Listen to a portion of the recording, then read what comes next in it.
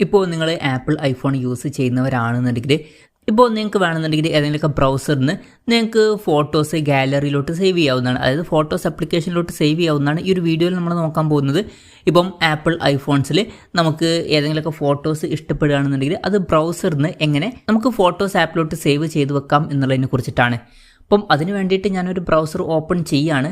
Safari browser തന്നെയാണ് open ചെയ്യുന്നത്. ഇപ്പം ഒരു ഫോട്ടോ എനിക്ക് ഇഷ്ടപ്പെട്ടു എന്ന് വിചാരിക്കുക. ഉദാഹരണം പറയുകയാണെന്നുണ്ടെങ്കിൽ ഈ ഒരു ഫോട്ടോ എനിക്ക് സേവ് ചെയ്യണമെന്നുണ്ടെങ്കിൽ ഇതിൽ ലോങ് പ്രസ് ചെയ്യുക. ലോങ് പ്രസ് ചെയ്ത് കഴിഞ്ഞാൽ സേവ് ഫോട്ടോ എന്നുള്ള ഓപ്ഷൻ കാണാൻ പറ്റും.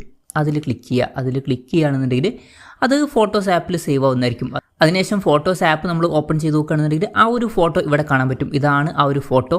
അപ്പം ഇങ്ങനെ നമുക്ക് വളരെ സിമ്പിളായിട്ട് ആപ്പിൾ ഐഫോൺസിൽ ബ്രൗസറിന് ഫോട്ടോസ് ആപ്ലിക്കേഷൻസിലോട്ട് സേവ് ചെയ്യാവുന്നതാണ്. ഈ ഒരു വീഡിയോ നിങ്ങൾക്ക് യൂസ്ഫുൾ ആയി എന്ന് വിചാരിക്കുന്നു.